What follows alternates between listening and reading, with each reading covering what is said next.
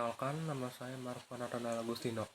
Aku ingin menjelaskan tentang PPT yang telah saya buat, yaitu berjudulkan tentang perlawanan Sultan Agung Hayam Kusumo terhadap VOC. Yang pertama, terdapat gambar dengan berjudul Perlawanan Sultan Agung Hayam Kusumo terhadap VOC. Selanjutnya adalah pengenalan masalah. Perlawanan Sultan Agung Hayam Kusumo kadang disalahpahami sebagai Hayam Kusumo terhadap VOC adalah salah satu momen penting dalam sejarah perlawanan bangsa Indonesia terhadap penjajahan Belanda pada abad ke-17. Sultan Agung adalah raja dari Kesultanan Mataram yang memerintah dari tahun 1613 hingga 1645. Dalam perlawanan Sultan Agung Hayam Kusumo terhadap VOC, Sultan Agung berlawanan proses sejak bangsa Belanda datang ke wilayah Indonesia melalui pelabuhan Banten sekitar 1596 dan tahun 1598. Banyak kapal Belanda kembali ke negerinya dengan membawa muatan rempah-rempah yang pada akhirnya timbal keinginan untuk menguasai Indonesia. Maka dari itu dimulailah penjajahan Belanda di Indonesia. Selanjutnya adalah pengenalan masalah lagi. Menjajah Belanda di Indonesia ditandai melalui pembentukan kongsi dagang, tentu yang bertujuan menghilangkan persaingan di antara sesama pedagang Belanda di Indonesia agar bisa bersaing dengan pedagang Eropa lain yang ada di Indonesia. Meski demikian, para pemimpin kerajaan yang ada di Nusantara Indonesia tidak tinggal diam. Ada banyak perlawanan bangsa Indonesia terhadap VOC. Perjuangan bangsa Indonesia pada periode ini meliputi pada masa sejak dibentuknya VOC tahun 1602 sampai dibubarkannya VOC pada tahun 1799. Nah, untuk latar belakang, ini terdapat gambar yang bertemakan tentang perusahaan VOC, dan ini adalah perusahaan VOC. Oke, latar belakang dari VOC. VOC adalah perusahaan dagang Belanda yang pada awalnya datang ke Indonesia untuk berdagang, tetapi kemudian mulai mencampuri urusan politik lokal dan mendirikan pos-pos perdagangan yang dilindungi oleh benteng-benteng militer.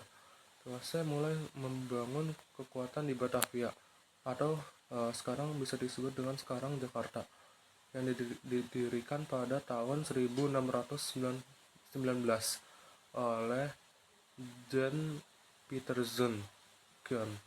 Batavia menjadi pusat kekuatan VOC di Nusantara dan ancaman bagi kedaulatan kerajaan-kerajaan lokal, termasuk Mataram.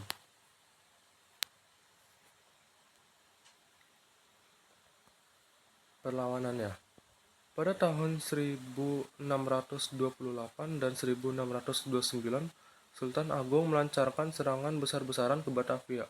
Perang ini disebut sebagai Perang Mataram melawan VOC. Sultan Agung memimpin pasukan besar dari Mataram untuk menggempur Batavia dengan tujuan merebut kota tersebut dan mengusir VOC dari tanah Jawa.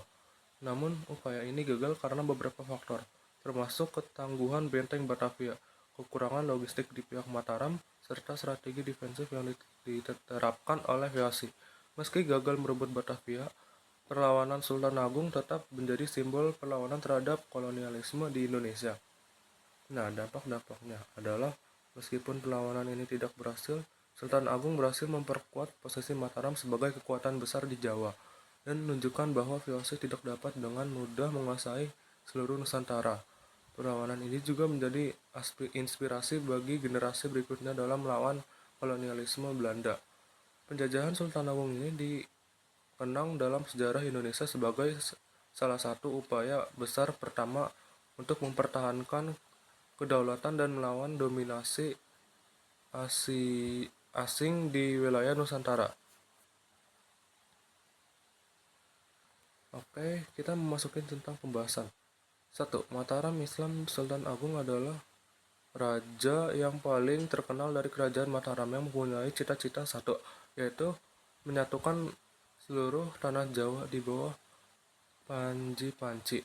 Mataram melangsir kekuasaan asing dari bumi Mataram ataupun keinginan kuat satu untuk mengusir VOC yang disebabkan oleh beberapa faktor, antara lain kehadiran kompeni Belanda di Batavia dapat membahayakan kesatuan negara yang dalam hal ini monopoli yang dilakukan oleh VOC.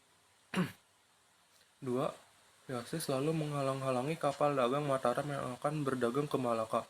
3. VOC tidak mau menyukai kedaulatan Mataram. Nah, selanjutnya adalah kedua. Pada tahun 1626, Sultan Agung telah mempersiapkan persuruan untuk mengusir VOC. Tanda-tanda pertama bahwa orang Mataram akan merencanakan sesuatu yang luar biasa adalah penutupan. Hampir seluruh panti Jawa atau pemerintah Temanggung seluruh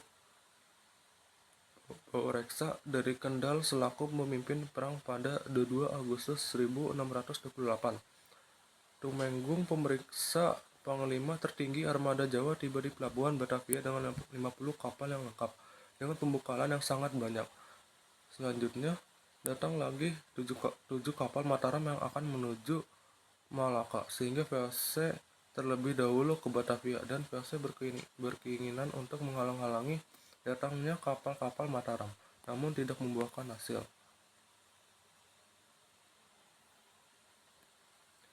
Selanjutnya, pembahasan.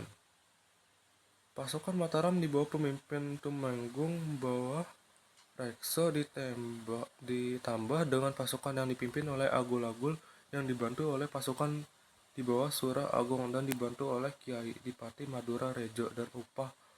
Datanglah laskar orang-orang Sunda di bawah pemikiran Dipati Ukur.